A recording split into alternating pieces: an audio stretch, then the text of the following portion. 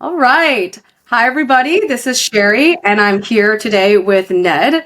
And I'm starting out this series called the Fintech Founder Series, where I will be chatting with different fintech founders around the Southeast Asia region to learn more about their experiences in running a fintech startup. What are some of the learnings within the intersection of finance and technology that could be interesting for everyone? And then what do they think about their own personal finances?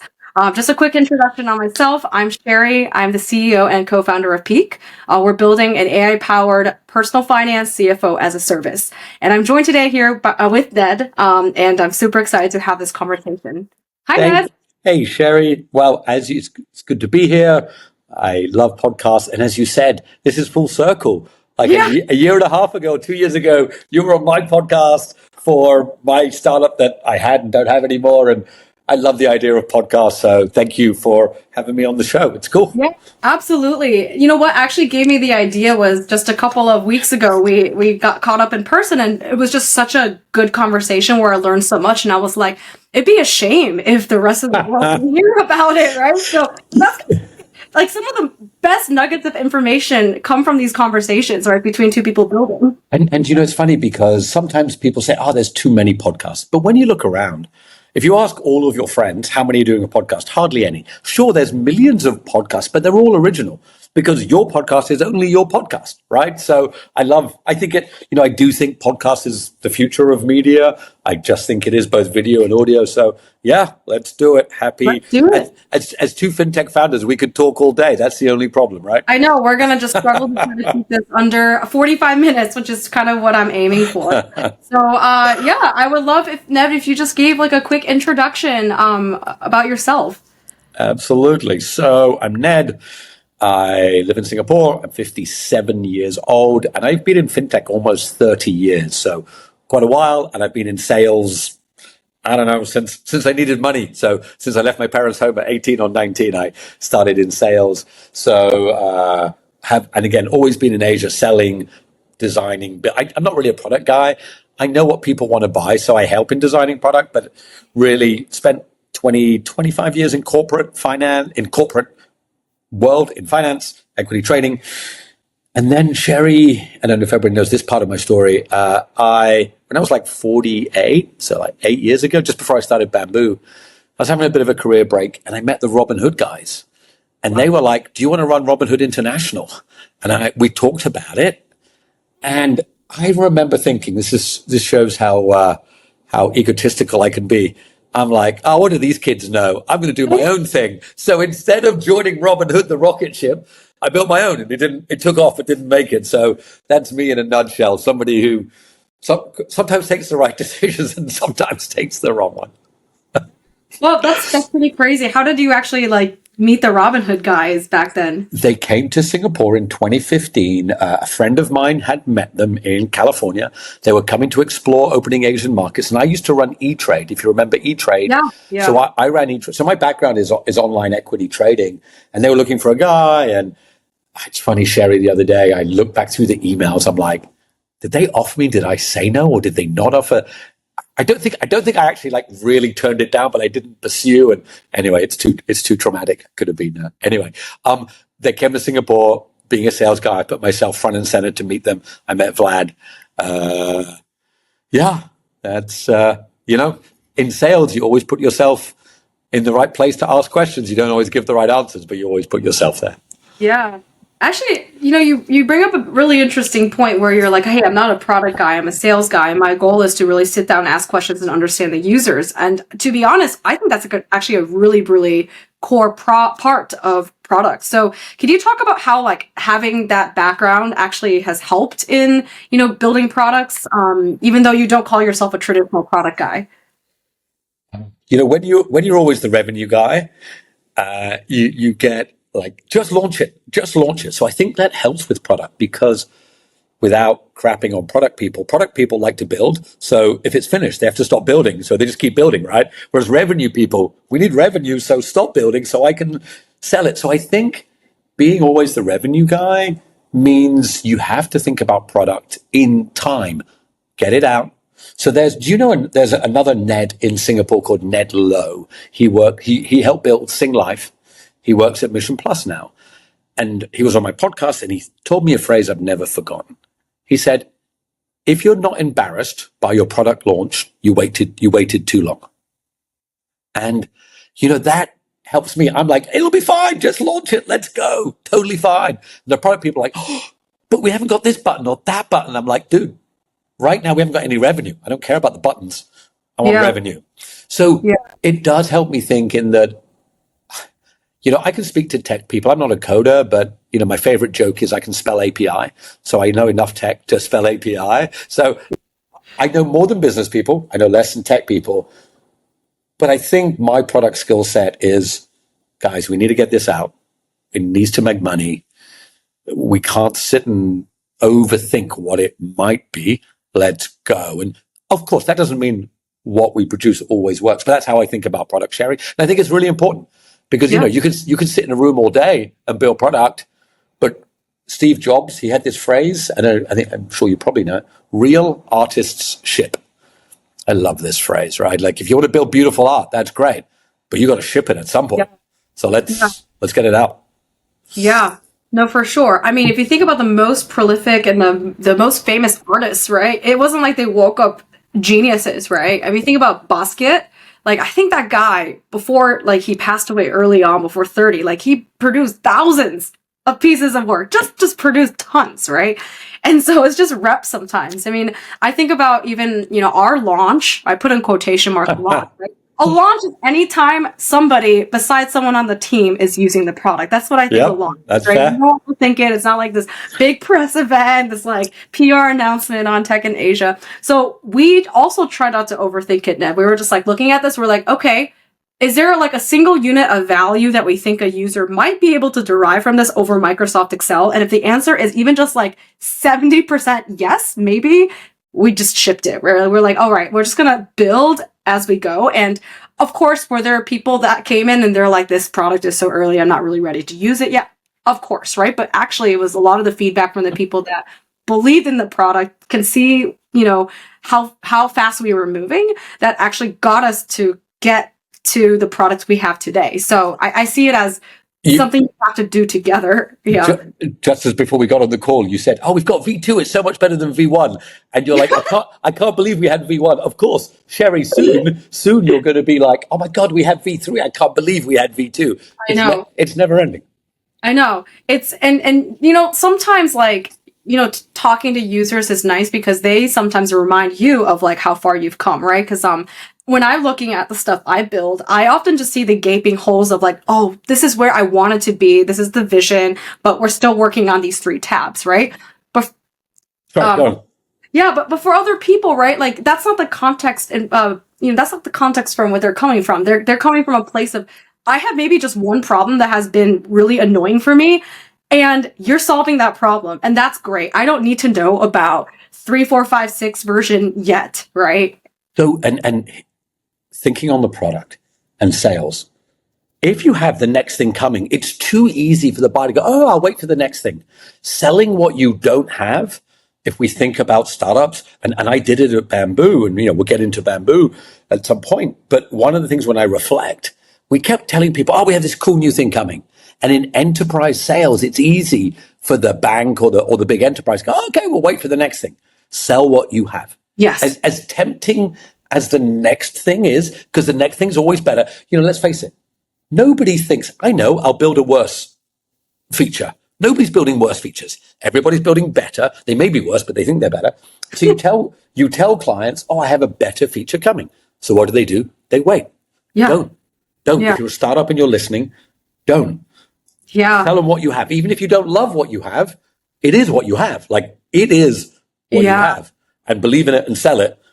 Don't sell the future because it'll get you trapped. I love what you're saying, Ned. And this is, again, a trap that I think I fell into initially because, by the way, the first time I was selling ever for the company was not to customers.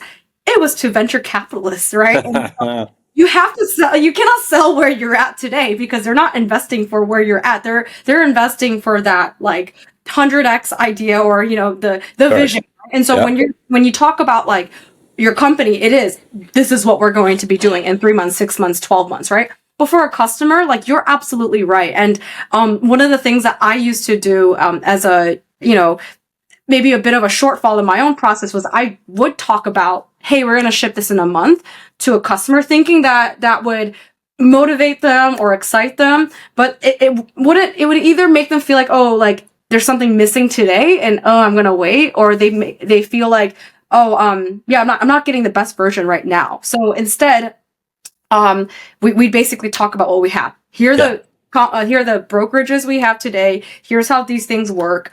And we are working on stuff, of course, but we're not going to tell you the details until they're actually out, right? And this is the But product. it's super hard because as a founder, you're kind of delusional because Yeah. we all should have stayed at our corporate jobs, right? So we have this, Alice in Wonderland view of the world that, oh my God, it's amazing over there. We keep going.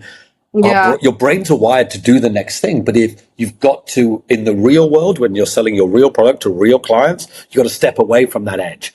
You do. You're right. With VCs, you've got to tell them about the amazing world we're going to. But customers want to buy today. And I think it's a, in B2B tech especially, I think it's a huge learning curve that many startups have to go through.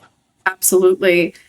So speaking of, Bamboo and your own B2B startup journey, I would love to hear more from the beginning, right? So, what was the initial inspiration for starting Bamboo, and maybe go through the journey with me and the audience now the same way that you talked about a few weeks ago.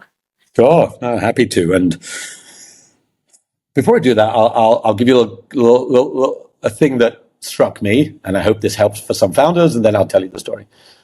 As Bamboo was shutting, and we shut it, right? So it liquidated, we shut it. I remember thinking, oh my God, nobody will want to speak to me again, right? Now, I know that's not true, but we're all human, right? You think, oh my God, it fails. Of course, I know, we tried hard, it didn't work, it's okay. But you have this, and I was always told, always get an exit as a founder. Like for your career, you must be an exited founder, right? And particularly in Asia. In Asia, I was always told this. So when it failed, and then when we published it publicly, I remember when I pressed the button on sending the Tech in Asia story to everybody on LinkedIn, I was like, oh my God, everyone's going to hate me. This is going to be the worst thing in the world, right? And exactly the opposite happened. Like the amount of love, kindness, it got 500,000 views, over 1,000 DMs. People want to know. So to any founder out there, I'm not saying, of course, would I rather be sitting here with a $100 million exit? Of course I would, right? So I'm not pretending this is what I wanted.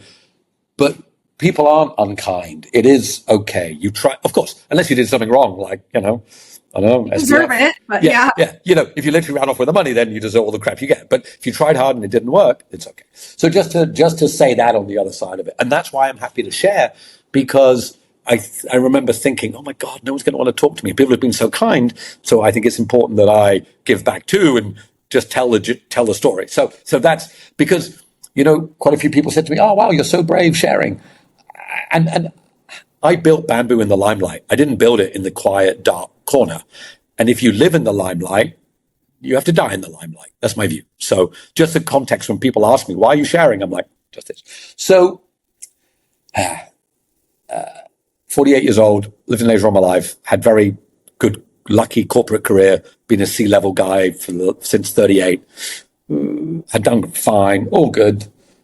I don't know what happened, Sherry. My brain fell apart and I thought, I know I'll do a startup instead of earning lots of money in an easy job.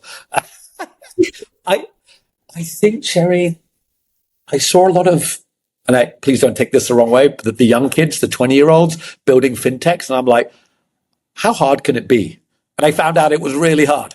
It's okay. I won't take it the wrong way. I'm over 30, so it's fine. Okay. Well, you're definitely closer to 20 than me, Sherry. But I remember thinking, look, I've been in fintech. E-Trade wasn't called fintech in the 90s or the 2000s, but I was part of online trading in the 90s. So I've been in fintech. I saw other people doing it, and I think it was a bit of an ego thing. And why did I do digital wealth? In 2015, I spent 6 months helping one of Asia's first robo-advisors. It's called 8 Securities. They were my friends from E-Trade, and I just did a little bit of work there to help them. They were B2C, and they said, can you come in and see if we can do B2B as well? And what I found was that B2C and B2B tech stacks don't really work together. And I said to them, look, guys, I don't think your tech stack. But what I found was quite a few banks were interested in digital wealth. Even in the early years, I was like, hey, I don't think you should do B2B.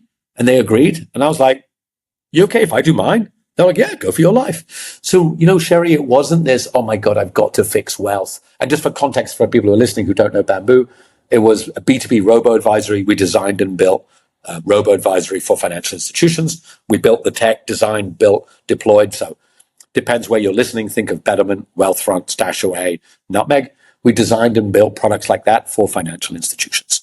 Yeah. And, Sherry, I was just like, okay, I'm a sales guy. I found people who said they would buy it if I built it. So 2016 comes, and then I had the big decision, and this is a decision that I'd be interested in your view. Do you sell, then build, or build, then sell? So we sold, then built. I put together a slide deck. I said, I have nothing, but I will build you this if you want it. And within 2 months, I found a client who paid me $250,000 to build a robo, but I had nothing. So now I got to go and build a robo. And now I know some people spend a lot of time building a product and then going and selling it. I don't know which is the right way, Sherry. I'm just such a sales guy that I only know to go sell. Yeah. My answer is it's always somewhere in between, and it's an iterative process, right? I think of it as, what is the minimum that you can either sell and then quickly build to get validation, or what can you minimally build then sell to get validation? So it's kind of like it doesn't really matter actually where you start. And I think depending on who you are, you're going to have a natural tendency, right? So maybe for yourself, it is to kind of talk to customers and sell something, and then, scope it out and work with the team on it. And then for someone like me, actually, I'm a little bit more comfortable having like something put together and then going out and talking to people about it. And I don't think there's a right or wrong answer, but I think it's like, what's a minimally viable test, right? I think that's the right point. I think too many people are either scared of selling or spend too much time building, and they get trapped in between. They're not selling, and they keep building. Yeah. And that like at some point you got to go. Like you got to go. Now whether you sell quickly and build later, or build quickly and sell, but I think too many. So in the first year, we won quite a few clients. We won Standard Chartered, we won Thomson Reuters. And, so again, we were designing and building mass retail robo-advisory applications, kind of putting it together as we went along. We raised 400,000 in the first year, 2016. We got to like $500,000 revenue. The second year, we got 800,000 revenue. We raised another couple of million. The first few years, Sherry, it was like, 400 rev, 800 rev, 1.6 rev. Oh, great. We raised 400,000, then $1 million, then $3 million. But in the end, we raised close to 20 million, a lot of money. I think, and we ended up with some of the world's largest banks as clients, Standard Chartered, HSBC, Franklin Templeton, CIMB in Malaysia, but BCA in Indonesia. But then we also won Brazil's largest bank, Itaú. We won a client in Saudi Arabia and UAE. We got a bit carried away. We would try. And so when I think about it, we scaled to close to 100 people. We got to several billion of AUM. We got to several 100,000 of end users, and really, had won lots of awards. We were very public about growing. We won lots of startup awards. We had a very strong brand. We talked a lot, and what our business, what we were doing, we were like, part of the podcast was, if anybody's thinking about wealth tech, any financial institution, they should at least talk to us. So with our newsletters, with our podcasts, with our product, with everything we did, we really wanted to be in every conversation, and we got there.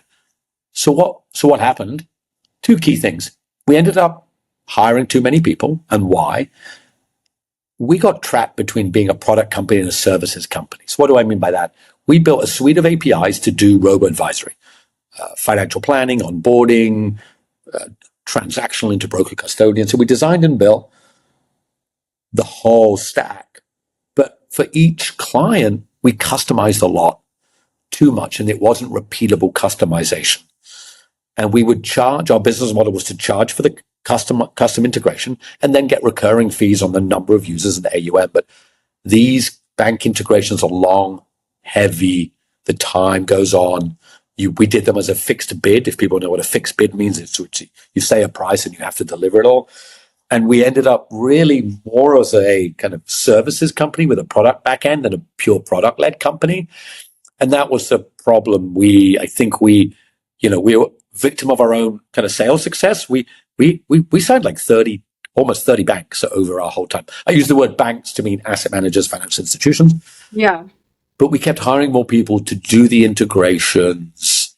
And some of the deployments were very successful, but some not so much because maybe the client didn't put money into marketing. So we ended up with a lot of unscalable clients, which was negative margin. And in the early years of 2016 to 20, you could raise money on the belief that your company was growing. We were growing, $500,000 rev, 1 million rev, 2 million rev. We went from 5 clients to 10 clients to 20 clients, from 1 billion AUM to 2 billion AUM. But still, we were never making money. And I think in the environment where, Sherry, in 2019, I was seeing digital banks with 1 million revenue getting a 200 million valuation. Crypto firms. Yeah. Crypto firms with zero revenue getting a 300 million valuation, right? It was, people had lost their minds, and it was, we got to a couple of mil rev, and we didn't get those valuations. But when 2022, 23 came along, you just had to be profitable. So what happened is, in the last year of our business, we really tried as hard as we could to go away from growth and into profit, and we got close. We got close. We had several millions of revenue, but the cost was just over that. And in the end, we couldn't get it to profitability. So we decided that we had to close it. And in the end, when we closed it, it had to be liquidated. But a large number of people brought the code. So our existing clients brought the code from us, kept our products running. Some other people brought it. So a lot of Bambu lives on. Some of the code lives on. Some of the people are working at these other places running the code. And so the Bambu spirit and code lives on, but the business did not make it. Yeah. Wow. Well, thank you so much for sharing all of that. And I think there's just so much to kind of unpack here. Part of me believes that there was, sure, I guess during 2020, 2021, you could have been that, few percentage of founders or VCs that were like, this whole thing is just completely nuts, and just try to behave counter to the trend. But it was just really hard. Ned, our company, off of a white paper, 0 product, 0 customers, we raised 30 million valuation in 2022 with nothing, right? And it sounds bonkers now, but that was just the time. And do I wish I raised that way? No, actually, to be honest. Wish I didn't. But I don't know how else I could have acted, because literally everybody around me was doing it. And especially as a first-time founder for myself, I didn't have the history of being look, I've critically thought about this problem, and this is my view, even if it's counter. When you don't have experience, or at least for me, when I didn't have experience, I just went with what was just, happening around me. So in a way, I feel like, what happened with Bambu was not unique to Bambu. It was just the time, right? And we all learned our lesson, right? But it was just tough. It was just really tough. We've all learned it. We'll all forget it. We'll all relearn it. We'll all forget it. This is the cycle, right? Yeah. The cycle is, when money's easy, everyone gets greedy, and everyone's like, oh my God, yay. This might be the next $1 billion company. I have to put money into it. So yeah. I think it's like anything. It's in hindsight, and we definitely shouldn't have hired so many people, but we kept winning accounts. But we should have critically thought, are these good long-term accounts? Are they all margin positive? And could this business stand up at its current state if we had no more funding? And we didn't think that soon enough. So Sherry, one of the mistakes. Okay, so founders, if you're listening, don't believe your own bullshit, right? We tried to raise money at Bambu 5 times. The first 4 times, seed, next seed, A and B, We raised it pretty quickly. And I'm like, oh my God, I'm a genius. I'm not a genius. Oh my God. Like because I raised money, you think, oh, we deserve money or I did a good job. Of course, we did part of a good job, but you discount the fact that there's zero interest rates, there's money everywhere. And if you go out and ask, and what happens is when you suddenly don't raise money, you're like, oh, wow, I wasn't a genius all those 4 years. Oh, I see. But it's very hard in the moment. So as you say, Sherry, you went out, raised at a great valuation. That's actually, and now, isn't the ideal way because it means you have to come down in it. But at the time, it's super hard to be that self-understanding and that self-critical. And you're a human. You're optimized to get the most. Like, what are you going to do? Some few can do it.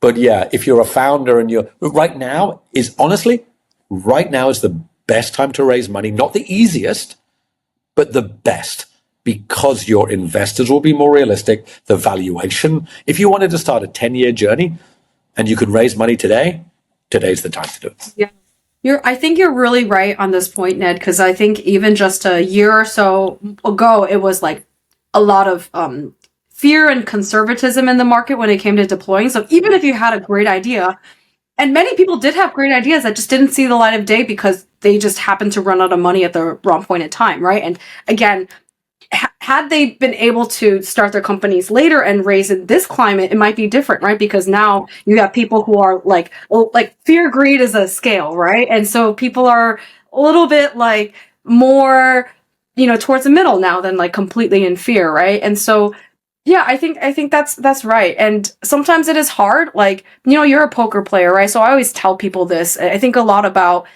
poker lessons and building a company, right? You're going to have upswings and downswings in poker. And you're going to have times, especially in the beginning, where you just have an upswing. You win 12 games in a row and you're thinking, Sherry, I'm a fucking genius. I am so good at this game. And then you get just demolished and you just lose to a point where you're like, I don't even know if I can win a poker game anymore, right? Like, I don't even know if I can win a hand. And then you stick around long enough to realize, look, life has so many ups and downs, and you don't know exactly when that's going to happen. But building anything, any strategy for longevity to kind of survive each of those different cycles is actually what is key and most important, right? So, yeah. Me and Sherry have never played poker together, but we will one day. We both share a love for the game. Yeah. We both share a love for the game, and I think it is a really good analogy in that, and I'm going to assume quite a few founders play poker, but there's something in poker called variance, which is you can and I hope people understand, you have two aces, you put your money in, and someone calls you a 7-2, and a 7, and a 2 come. You can beat yourself up, but you made the right decision. And there's the phrase in poker, Sherry, don't play results, right? You can't play results. And to the non-poker players, what that means is, if it was the right decision, you believed at the time, you put your money in, even if the poker gods made your aces get cracked, you lost, it was still the right decision. But the problem is, let's say you put it in with aces 5 times in a row and you lose 5 times in a row. It's very hard on the 6th time to be still going to put it in. I'm still going to put it in. And this is with the startup. You have to manage. There were times, Sherry, during Bambu, I remember walking into an investor in America, and in the meeting, he shook hands for $7 million, right? And I always remember, and I didn't expect it. We shook hands, and I walked out onto the street in Chicago, and it was this funny thing, Sherry, that it was like 3 p.m. in the afternoon, and everyone in Singapore was asleep. And I just wanted to call somebody. I wanted to call somebody and scream, "Oh my God, I just signed! We just got $7 million. Oh my God, I'm a genius!" And I'm not a genius. I know I keep saying that. I say it with humor to understand I'm not. In that moment, you think, "Oh my God, I did all the right things." And then, the next day we messed up a delivery for a client or something, and the client's screaming at you like, "Oh my God, I'm an idiot," right? I'm such an idiot. And like poker, the variance of making good and bad choices, you just have to get more than 50% right. You will be a winning poker player if you get more than 50%. I think in startup is actually harder. If I think of Bambu, I'd like to think at Bambu, I got 60, 70, 80, I don't know, percent of my choices right. But in a startup, you just get a few percent wrong, and that will take you down. Yeah. It's really, really tough. I mean, there's another person who I like to follow, which is Jim Simons. He's like the Of famous guy. course, Figure Renaissance tech. exactly right. And then he basically has a philosophy of like, you don't actually have to be right that many times in life. If you find a 1% edge, 51%, right? You milk it, the shit out of it, right? Yes. Pardon French, but that's it. And so, and sometimes that's the case with all of this, right? It's just, and again, the science of getting to that edge is not easy, right? That can take years, decades, And, right? and it's imperfect in startup land. So you're doing peak, right, at Bamboo. There's so Yeah. many times you have to make a decision and you don't know. There's no definitive, right? It's not definitive. You're like, launch today, launch tomorrow, put this feature, don't put this feature. Yeah. What do I put in? What do I put in the fundraising deck? We were talking before this, you keep changing I kept changing the deck. The thing about decision making in startups, it's imperfect. And I found, I'd be interested in your view, 8 years at Bamboo was amazing, but highs of highs, lows of lows. There was definitely, and I think one of the hardest is when you're just getting piled with decisions. Now, when they're easy decisions, hey, you want to raise money and everyone's giving you money, who do you take money from? Easy. When you have to cut costs, when you have to do the hard things, that's so that's where you really learn. And I'm sitting here today. I know this sounds, you hear people who come through hard things, and afterwards they say, I'm really grateful, whether it's a disease or a hard time or whatever it might be. You often hear people say they don't regret. I've been asked, do I regret doing Bamboo? And on a logical level, yes, because if I just stayed in corporate, I'd be all good, right? Now, I regret it from a financial sense. It's also hard on your family, working 80 hours a day for basically no pay, blah, blah, blah, blah, blah. But what I don't regret is the experience, of the incredible decisions and things you have to do and what you built. And I like this phrase, wounds. In the moment, there was times at Bamboo that, I felt wounded. It's hard. But I like this phrase, wounds are painful, scars are valuable. And those sitting here today, I don't know, Sherry, it sounds a bit, I feel kind of indestructible a little bit after being through startup land. I feel I have this of course, I'm going to get shit wrong again in the future and I'm blah, blah, blah. But after being through startup land, even though I didn't exit, what I got was this little cloak of indestructibility because I'm sure there's more shit that's going to come, but I took a lot of shit and I didn't make the company through, but I'm still here. And that's the great thing about doing a startup. We sometimes say it's hard, but hard things are great. It's a win-win. Even if your company doesn't work, the day it fails, you're going to feel pain. And for time, you're going to feel pain. And I still feel some pain. But I'm also, as time goes on, starting to realize, wow, for life, super valuable. Of course, I wish a different outcome, but can't turn the clocks back, Sherry. It is what it is. I mean, we have to live our lives actually not for the, infinitesimally small moments of like we hit this result or hit this milestone, because actually a lot of times we realize it doesn't always matter. To me, it's actually the journey that you have when you go along. Like, did you feel like you sat in the room next to like people you liked working with and came up with cool ideas and kind of laughed and like, maybe this will work, maybe this won't, but like, we're going to try it, right? We're just absurd and ridiculous and we're going to try it, right? It also comes from moments where like when you do things that are really hard, right? Like for instance, letting go of people is always really hard as a startup. I think that's harder than most decisions because I'm a soft person, right? Like these things are hard, but after you get through them, you're like, I can't believe I was able to do that, right? And that is that feeling of like you were able to kind of grow and see that growth journey in a way that you might not have gotten, right? Being in a corporate job. I mean, I came from not quite, E-Trade, but I came from a big company before founding my own startup, and it was a remarkable and amazing experience, that I'm super grateful for. But I can't count. I would say that the startup journey probably gives me like 20x like insights and hard moments to learn than corporate. So I feel like I've lived like almost a longer life in a way just because of like so many different like ebbs and flows and like, new shades of color I understand about the world. And that to me is the valuable. Imagine you were suddenly transported back to corporate life. I didn't know you in corporate life before, Yeah.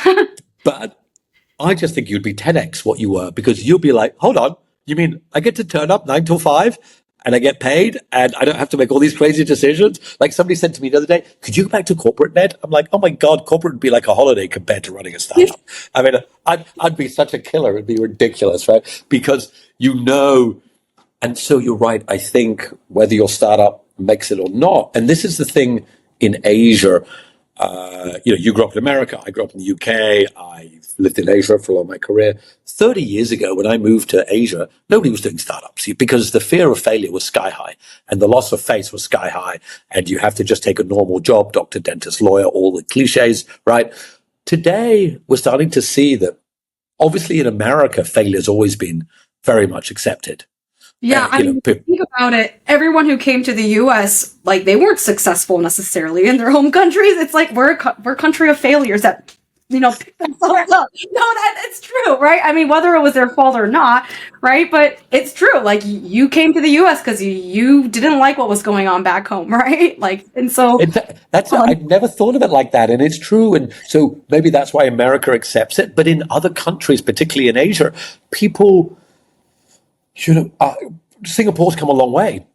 10 years ago, it's super hard to recruit somebody to go in a startup because there's a large risk of failure, but it makes a country better. Why is America the most innovative country in the world? Because people are willing to just go at it. And maybe, as you say, they picked themselves from their country, went to America, did the hard things. And, I love America. I adore the place. Is it a messed up country? Yes. But both my kids live there. I adore it.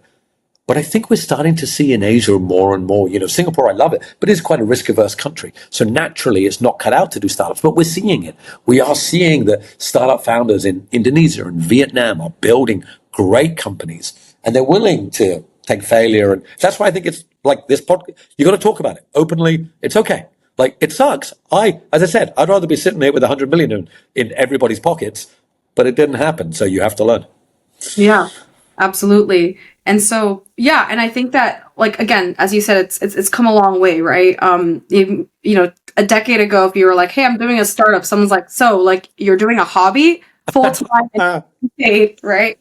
Now that there's like a few, stories or people that have done something, and if it's changed a bit, right? But I think it's something that will only continue to grow if people like us keep building, people like us encourage others to keep building. It's so important. Again, if you look at America, it is a country full of people who are all entrepreneurs in essence.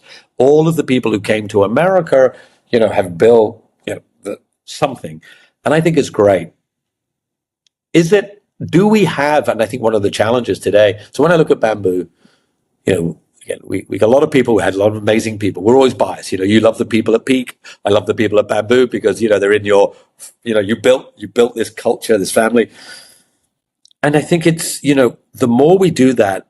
My dream. It's funny. I hadn't really thought about this, but of course, I dreamt that Bambu would be a unicorn and everybody would make a lot of money. And I had this dream that lots of little startups would come out from Bambu. People who'd been at Bambu would do their own startup and everybody there'd be, oh my God, the original, like you were at Google and people come from Google and do their own startups. And I think that's what Singapore needs. We need more and more companies for people to go there and learn, come out, see the journey. But it's a generational thing. We're going in the right direction and you just need pretty brave people. Maybe brave, maybe delusional. I don't know what the right word is, Sherry. There's we need a new word to describe founders between brave, delusional, crazy. I don't know what the word is. Yeah. Reality distortion. Yeah.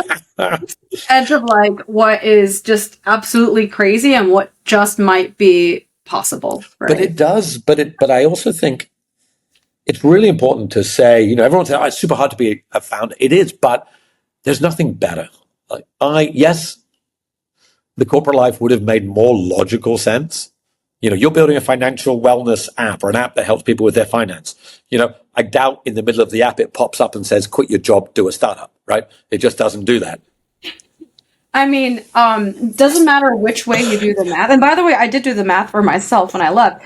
There's no way when you do the math, you're like, look, the expected value is that I will be better off doing this startup, right? Is it possible that like if I were to simulate me doing a startup over like, 1,000 times, that like, one of those times could end up with a outsized impact beyond what corporate life could be? Sure, right? But it's not why we do it. Now the finances part is still like a good exercise to just make sure you don't go broke, right? That's what I tell people. I don't do it to see how much money I can be making. I'm doing it to make sure I am not jeopardizing my long-term financial plan, right? And if the answer is it's okay, then I proceed. And so, yeah, It's what's the phrase? It's better to have lived a life than to die without having lived a life. I'm butchering it, but the idea is, we could all stay in our comfort zones, but that's yeah, not the and it's not for everybody. I have a friend called Luke Jensen who thinks everybody should do a startup. I don't, and it's not because some people aren't capable. The world needs risk takers, and it needs people who don't take risk. We need yeah, people who want to do 9 to 5s. We need people who want to just go to the job, think nothing of it, clock in, clock out, and go home. We need that because if everybody's out trying to build a startup, it would be chaos. We can't do that. It would be too much.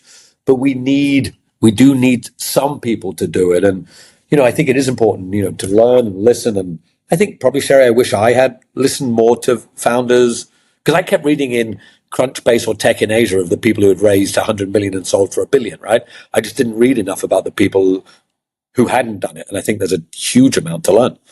yeah, yeah, absolutely. And I think that's why I enjoy conversations like these because, we are basically expanding our own like knowledge base of like what founding a company is. And if our only exposure is like what they share in YC school or what they have on TechCrunch as announcements, you're only getting a very kind of one-dimensional view of all of it, right? Underneath it, there is so much. So that's why, like, I've really enjoyed, instead of listening to or what, like just looking at the funding announcements for TechCrunch, I really enjoy some of the podcasts that First Round Capital does with founders who talk about their like really early journeys of like, you know, like actually one story that I really enjoy is like the DoorDash guys. Obviously they're huge now, but you know what they did in the beginning? They put up like a really basic site.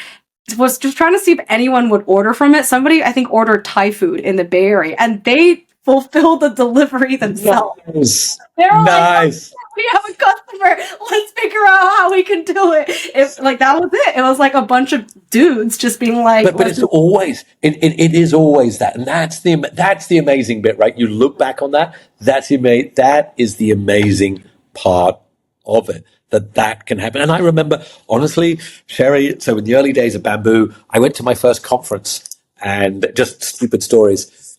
So I'm the sales guy. I'm standing on the booth, and it was at Bamboo. I had my own little a pop-up booth that I carried in, those fold-away ones that carry in the little tube in the little hut. So I took it. I got to Hong Kong. I'm not technical at all. I couldn't set it up. I couldn't set it up. And I didn't know how to screw it in. And I'm sitting on the floor with a little manual. And this guy comes over, and I'll never forget. Here's me trying to sell sophisticated software. And he comes over and he sees me on the floor because the conference has started. He's like, "Hi, what do you do?"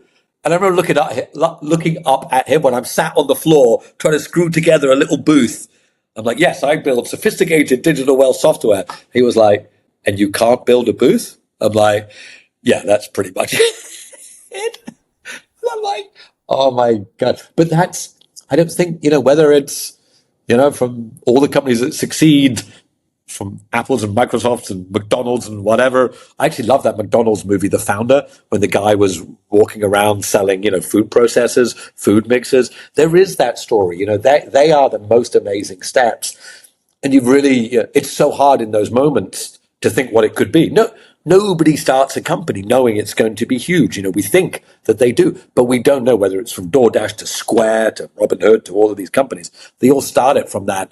It's like Airbnb because they put up a blow up mattress in their friend's living room during a tech conference because hotels were sold out. That's Yeah. what they did. Everybody did their things. And they are some of the most amazing moments. What I wonder is, this idea 0 to 1. I probably think for me personally, I'm best at 0 to 1. I'm really good at getting people excited, getting it going.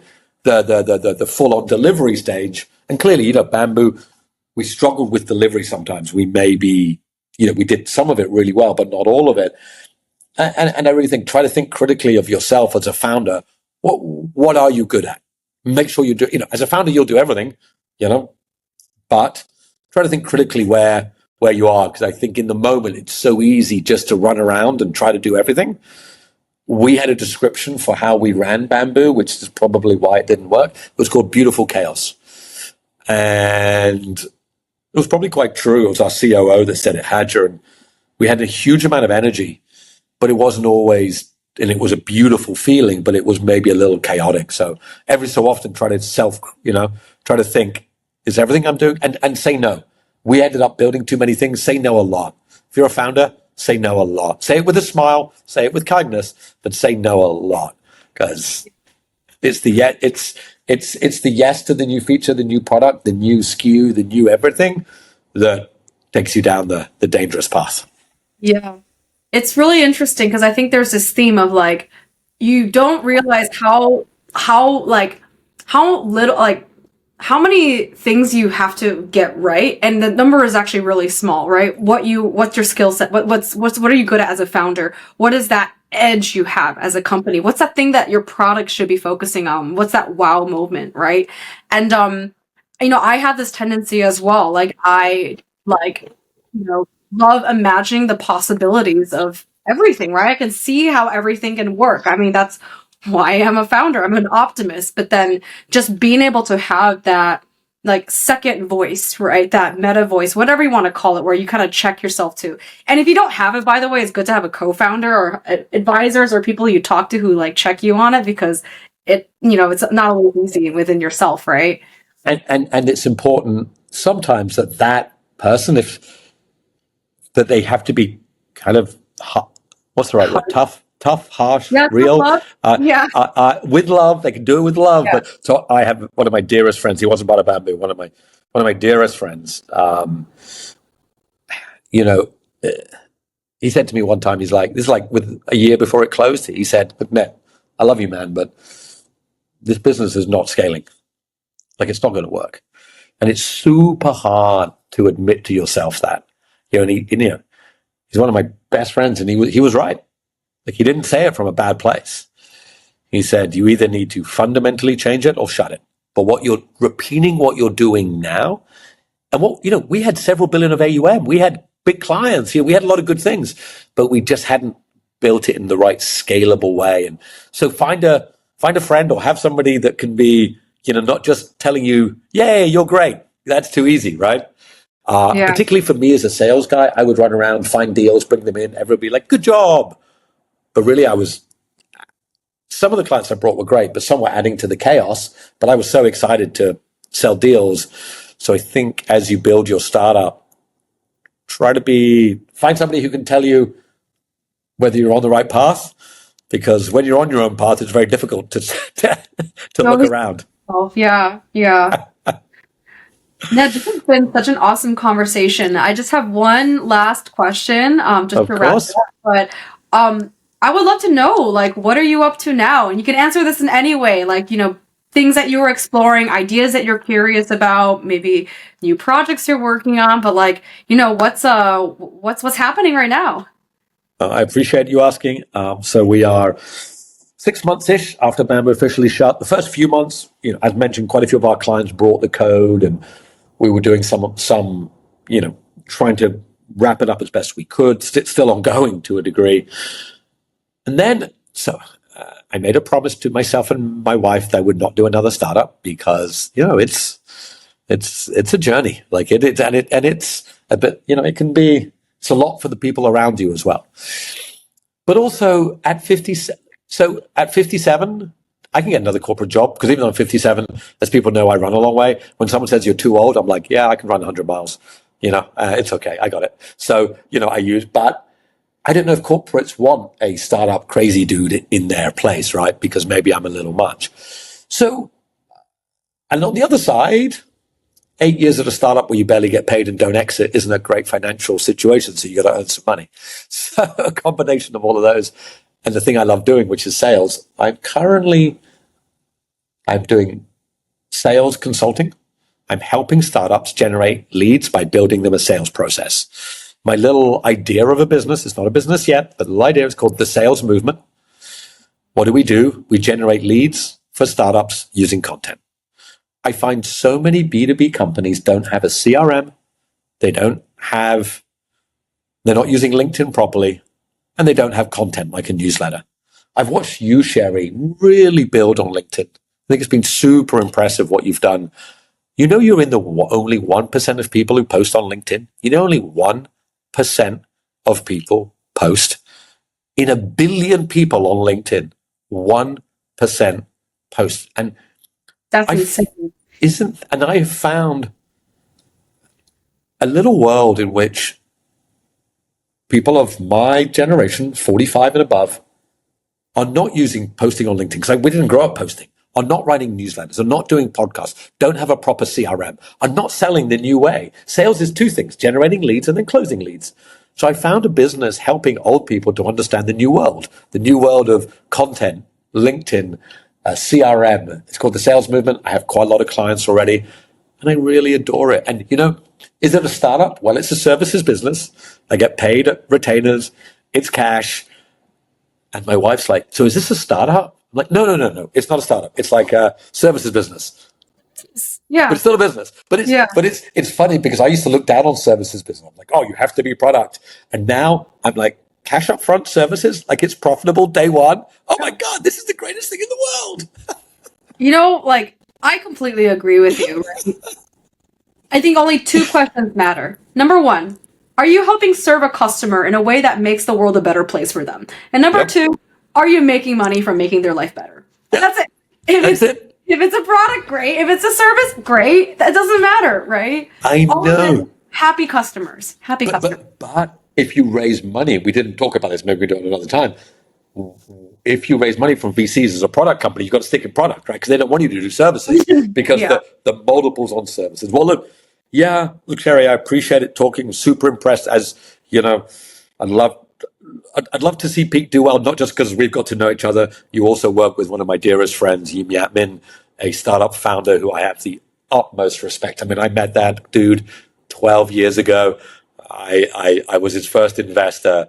Wildly impressed. So you've got an absolute superstar with you. So I would love to see it. And Sherry, in another world, I'm sure you know it's the main event right now at the World Series. We're on. They just got into the money, and I don't know if you saw, but the bubble burst when someone got it in with aces over kings, and the aces held, and he bubbled the main event with kings into aces. Ugh. So life is life. You never know what's coming. So get out there and build a startup. Right? Life is already unpredictable and chaotic, so you might as well just lean into the chaos, right? No, this has been absolutely amazing, Ned. And, I feel like I could talk with you for hours. I appreciate it. We'll have to probably close this up and maybe do another one. But super enjoyed the conversation and hope you have an amazing, amazing rest of the week. Absolutely. Thank you, Shay. I appreciate it. And good luck. We'll see you soon. Okay. Sure. Bye-bye.